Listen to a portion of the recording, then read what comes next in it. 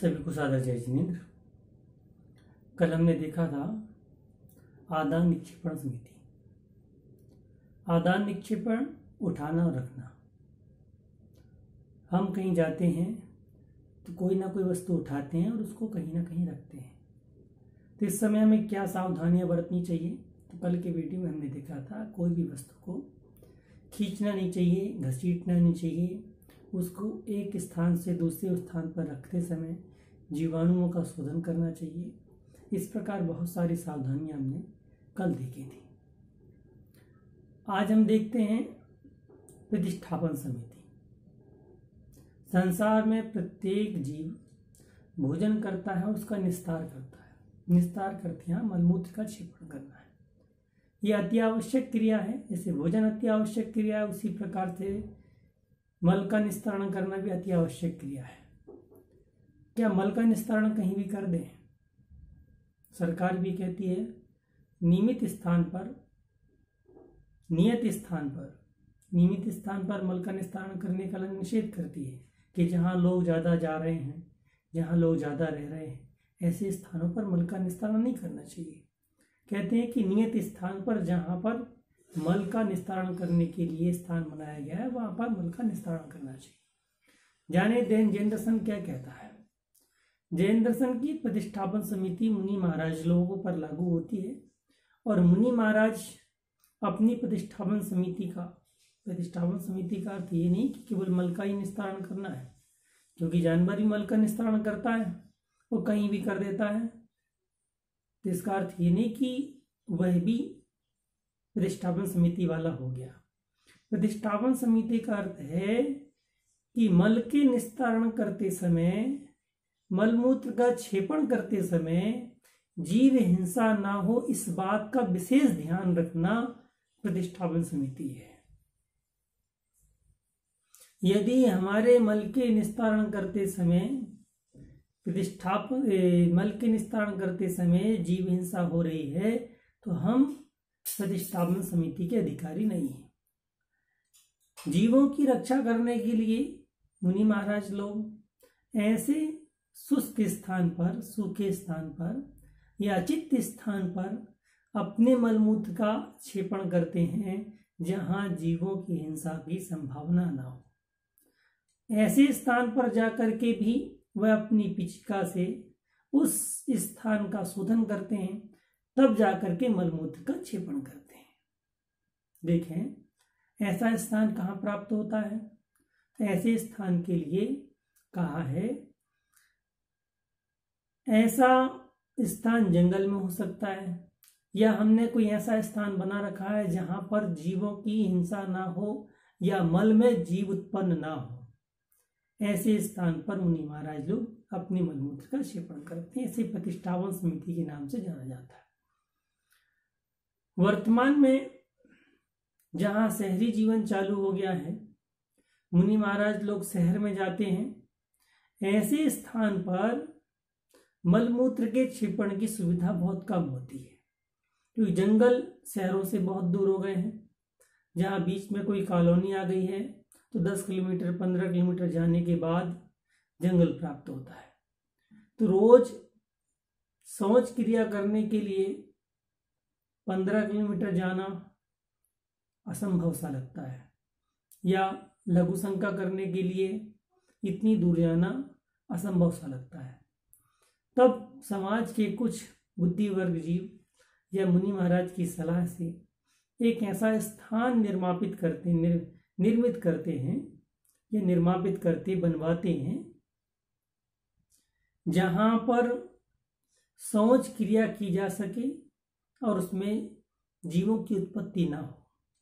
तो एक अलग से खंडर जैसा या एक प्लॉट ले लेते हैं जहां पर सूखी घास ना हो, और वह प्लॉट को समतल करा करके उसमें मिट्टी डाल देते हैं और वहां पर मलमूत्र का मुनि महाराज लोग क्षेपण करते हैं। एक अलग से कुटिया टाइप की बना देते हैं जिसमें मलमूत्र का क्षेपण करते हैं, और स्वीपर रोज के रोज आकर के उस मलमूत्र की सफाई कर देता है। यह तो अचित साधन की बात हुई, परंतु जहां शहरी जीवन में कुछ लोग मुनि महाराजों को लैट्रिन सीट में जाने के लिए अलाउ कर रहे हैं, यह गलत है। क्योंकि लैट्रिन सीट पे जो मलमूत्र का क्षेपण करते हैं तो जाकर एक टैंक में मिलता है, और उस टैंक में अपने मलमूत्र में बहुत सारे जीवाणु उत्पन्न होते हैं, सड़ते हैं, जिससे गैस बनती है। तो जहां मुनि महाराज लोग अपने मलमूत्र क्षेपण से जीव रक्षा का काम करते हैं, वहीं सेप्टिक टैंक में जाने पर जीव रक्षा का कार्य हो नहीं पाता है और अधिक जीवों की उत्पत्ति ज्यादा हो जाने लग जाती है। इस कारण से सेप्टिक टैंक में मलमूत्र का क्षेपण करने से प्रतिष्ठापन समिति का पालन नहीं होता है।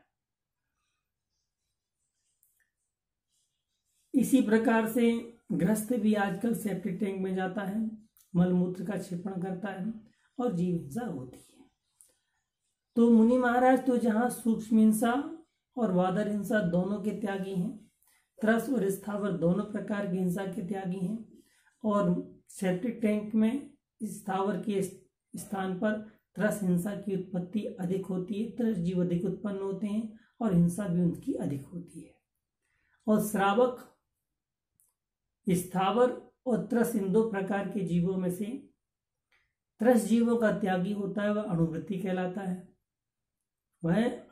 कहलाता है, और वह स्थावर हिंसा का त्यागी नहीं होता है, तो वह जंगलों में जाता है और उसके पास पीछे तो मार्जन के लिए होती नहीं, तो जो भी साधन उसके पास मार्जन के लिए होता है वो मार्जन करके मलमूत्र का क्षेपण करता है, तो अणुवृत्ति का नियम हो जाता है।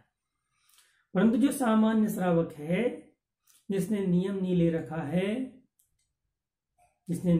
रखा है, न उसके त्रस हिंसा का त्याग है और न उसके स्थावर हिंसा का त्याग है, वह सामान्य श्रावक है, लैट्रिन सीट में जाता है, मलमूत्र का क्षेपण करता है, तो वह सावधानी रखे, ऐसे केमिकलों से अपनी लैट्रिन सीट को साफ न करे, क्योंकि अपने मलमूत्र के क्षेपण करने के बाद सीवर में जाएगा, वहां पर जीवों की उत्पत्ति होगी।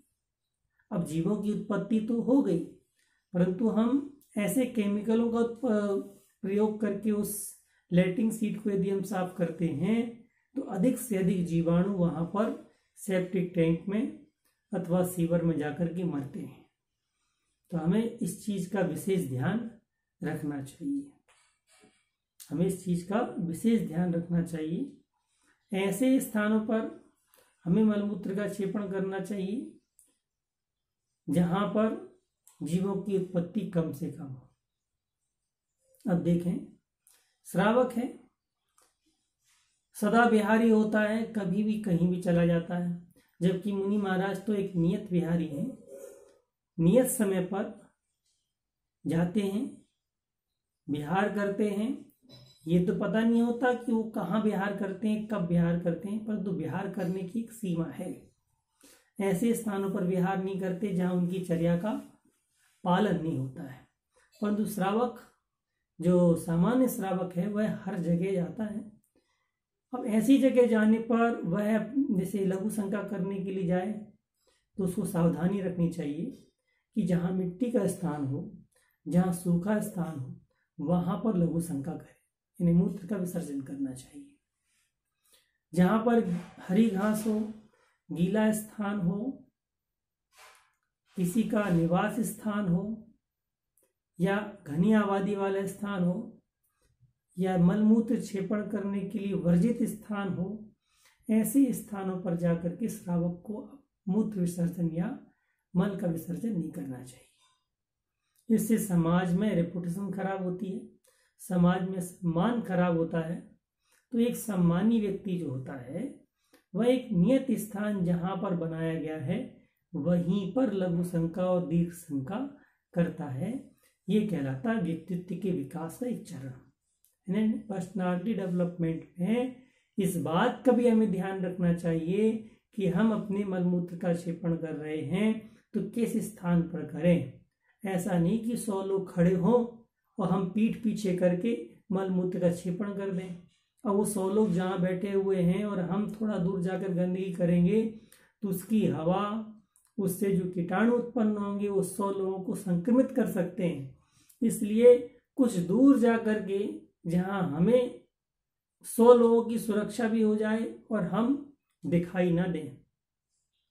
ओट मर जाकर के जहां पर डायरेक्ट हवा ना आती हो, ऐसे स्थान पर जाकर के हमें अपने मलमूत्र का क्षेपण करना चाहिए। मलमूत्र का क्षेपण करने की क्रिया होती है, हमें हमेशा मलमूत्र का क्षेपण बैठ करके करना चाहिए। कुछ लोग लघु शंका करते हैं तो खड़े खड़े करते हैं। अब खड़े खड़े लघु शंका करने से एक रोग उत्पन्न होने का एक चांस होता है।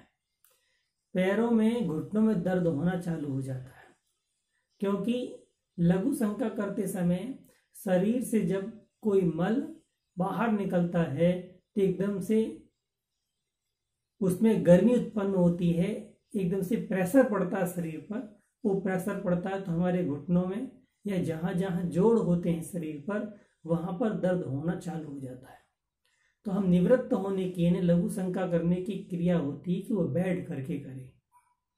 पहले के जमाने पर लघु शंका करते समय या दीर्घ शंका करते समय जनेऊ का उपयोग करते थे, दाएं कान में और बाएं कान में। इन्हें एक कान में लघु शंका के लिए और एक कान में दीर्घ शंका के लिए। इसका एक वैज्ञानिक रीजन था कि जब भी हम लघु शंका करते समय कान में 3 बार जनेऊ बांधते थे तो कान के पास में एक नस होती है, उस नस के द्वारा लघु शंका या दीर्घ शंका करते समय कोई प्रॉब्लम नहीं उत्पन्न होती है, किसी प्रकार की बीमारी उत्पन्न नहीं होती। इस कारण से वो पहले लगाते थे। आज वो प्रचलन से बाहर हो गया है। अब प्रचलन से बाहर हो गया है तो लघु शंका या दीर्घ शंका करने की क्रिया करने का एक आसन होता है। उस आसन के तहत अपन यदि लघु शंका या दीर्घ शंका करते हैं तो हम जो नस दबने के कारण से हम निरोग हो रहे थे, वो हम उस आसन के द्वारा भी निरोग हो सकते हैं। तो हमें लघु शंका या दीर्घ शंका करने का पूर्ण तरीका जानना चाहिए, तब जाकर के हम लघु शंका या दीर्घ शंका करें और जीवों की रक्षा करें। आचार्य महाराजों ने या शास्त्रकारों ने 7 स्थानों पर मौन होने का निर्देश दिया है, जिसमें से 2 स्थान लघु शंका और दीर्घ शंका के भी हैं। यानी जब भी हम लघु शंका या दीर्घ शंका करें तो मौन हो जाए, क्योंकि लघु शंका दीर्घ शंका करने में कोई किसी प्रकार की निरोगता की तो पहचान होती नहीं है। हमारे शरीर का मल है जो बाहर निकल रहा है, तो कीटाणु भी स्वतः उत्पन्न होंगे। वो कीटाणु यदि हम बात करते हैं तो हमारे मुख के रास्ते से अंदर जा सकते हैं और बीमारी फैला सकते हैं। इस कोरोना काल में हम देखें मुंह में पट्टी लगाए हुए हैं। क्यों लगाए हुए हैं? कि बाहर जो कीटाणु हैं वो अंदर न चले जाएं। ऐसे ही सामान्य दिनों पर भी यदि हम मुख में पट्टी लगा करके या मौन हो करके यदि हम लघु शंका या दीर्घ शंका करते हैं तो हम कई प्रकार के रोगों से बच सकते हैं।